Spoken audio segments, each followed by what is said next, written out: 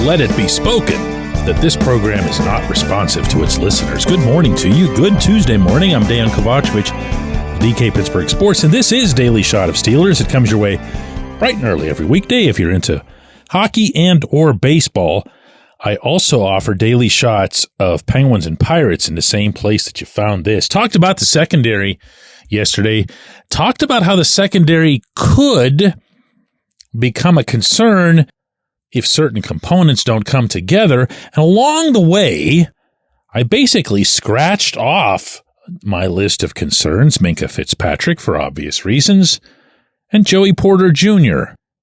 And that met with some surprising blowback. And I do mean surprising. Like, I take a lot of pride in communicating with those of you who listen to my shows or read my columns or whatever I happen to do.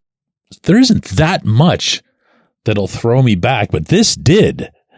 The first was a comment from Linda who said, DK, I don't understand why everyone has JPJ as a lock. He has much more to prove as far as penalties, zone coverage, and tackling. And I thought, all right, well, that's just one person. Respectfully, Linda, you're one person. Then Chris comes in with Joey Porter Jr. is going to be a star. And I'm thinking, all right, yeah, Chris, that's where I am too. Good for you. But then Kat follows up with JPJ, you got to give him 3 years like all rookies. Too many fans have him as a lock. I hope he's shown the skill that sticks, but he's not a shutdown player just yet. I don't know. See, to me, it's tough to assign analysis to outside corners. You can get into every single route that's run, how often the ball goes his way, the caliber of the wide receiver he's covering, how often he gets help or doesn't get help. And what you're left with, at the most rudimentary level, is that in his rookie season, Porter had 17 games played, of course. This is a regular season. 11 starts. He did start the game in Buffalo as well, the playoff game. 1 interception, 10 passes defensed, 43 tackles. There's almost nothing you can do with that information. You can't look at it and say, well, he should have had more picks or he should have gotten his hand on the football more often, because even that can't be quantified, because if the other team says we're not throwing in that kid's direction, no chance. We're going everywhere but where he is. Well, how do you weigh that? You know, I blurted out Darrelle Revis' name yesterday, but when Darrelle was on, and I mean really on, I'm talking about full-on Revis Island, they just didn't throw his way. And so the Jets' defensive scheme could just take advantage of that because one important player, was wiped completely out of the equation. And he'd, of course, have his teammates and his coaches singing, but his stat line was empty. There was nothing to see. As I view Porter's rookie season, and I'm going to move off the numbers, and I'm going to go just off having been at all of these games and having had an angle that's probably a lot better than what they offer you on TV when it comes to this sort of thing, because you're seeing the entire field, and if you choose to, you can isolate on any player you want. Obviously, I mean, that's true of anybody that buys a ticket and goes into the stadium as well. What I like the best about Porter, and this is a talk he and I had in Seattle after the game out there, in which DK Metcalf was probably getting the best of him for a while there, but at the end, when it counted, Joey made the big play in the end zone to win the game. What I liked best was that he looked, sounded, and felt like he belonged in that specific role. Bear in mind, this is someone who, when he first started breaking into the lineup, was walking right up to Mike Tomlin in that building on South Water Street and saying, hey, I want this guy. I want this guy. You got to let me have at him. You got to let me be the one who covers him. Now, if every head coach listened to every player who did that sort of thing, you'd have some pretty grisly matchups every Sunday because everybody thinks they can do it. The difference is Porter can do it. So when Tomlin heard these sort of things from him, he loved it. He loved it, and he embraced it. And what's more, he and Terrell Austin deployed him that way. They put him out there in those situations. And when things didn't go well, as they didn't for a big part of that game in Seattle, they stuck by him. Now, if you want to talk about the shortcomings that are in his game, that's a fair stance to take. He entered his rookie NFL season as not being anywhere near an NFL tackler. But that got better as the season went along. It did. And now he came into these summer workouts, OTAs and minicamp and all that other stuff, 10 pounds heavier, which one, of course, would hope wouldn't affect his speed and agility, but which also will allow him to make those tackles without the Herculean effort he would have had to apply with his former frame.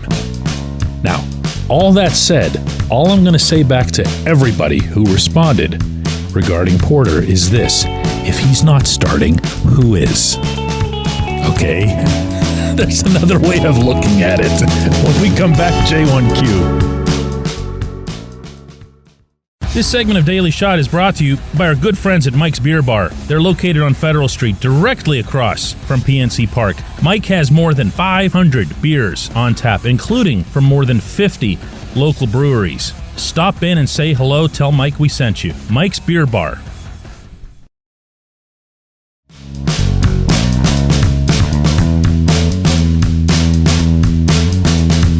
Today's J1Q comes from Dan, who says, DK, who's our slot corner to start the season? Dan, of course, like everybody else, knows that Cam Sutton won't be that guy. He won't be the corner at all or anything for the first 8 games of the season, having been suspended by the NFL for domestic violence. And although the Steelers couldn't have known in advance what the NFL's specific suspension length would be, or even if there'd be a suspension, they probably had to have planned for the event. And as such, I'm going to keep believing, as I did before Sutton was brought back, that they had some idea of who they wanted to compete for this already in the house. Now, I say that, and what's in the house is Beanie Bishop. That's right, I said Beanie Bishop. I just said it twice, actually, because it's fun to say, Beanie Bishop. And get used to that name, because you're going to be hearing a lot of it in Latrobe, in the preseason, and probably beyond. That could be good, that could be bad, but my understanding is they really, really like what they've seen of Bishop this summer. Now, he is, for anybody who doesn't know, an undrafted free agent out of West Virginia. He's 24 years old. He spent 6 years in college football programs, and he appears to have the moxie and the makeup that you always want to have at that position. It's usually kind of a firebrand type personality who ends up there. But it also happens to be somebody who's quicker, who's really athletic, who can make reads, who can make football plays at the position. Instinctive, natural, rolled out of the womb, making football plays kind of guy. And if that sounds like I'm building up to yet another description of the way Mike Hilton was when he showed up, yes, I actually am doing that. This is what Hilton did. This was the Hilton path. He was the undrafted free agent. He was the one who's yelling over in Mike Tomlin's direction on Chuck Noll Field, too small, as if to repeat a criticism back to Tomlin. And all Hilton did was make football plays. He continued making football plays for the Steelers, and then, of course, moving on to the Bengals, where he made more football plays for a lot more money. The Steelers, by the way, never really adequately replaced him in that regard. Certainly not when it came to activating him to help pursue in the offensive backfield. So to that end, and read into this what you want, the Steelers coaching staff, when Bishop arrived, after not being drafted, handed him, figuratively, a roll of film of Hilton's work and said, do this, become this. And Bishop himself spoke of striving to do exactly that. Okay, I mean, there's no harm in trying. There's no harm in giving this kid a chance. The evaluators of this football team had to have seen something in Bishop's background and in his own film, particularly with the Mountaineers, that would lead them to believe he can be that type of player. All right, go ahead, be that type of player. If it doesn't work out that way, well, player acquisitions don't get cut off whenever training camp starts. I appreciate the question. It's a good one. I appreciate everybody listening to Daily Shot of Steelers. We're going to do another one of these tomorrow.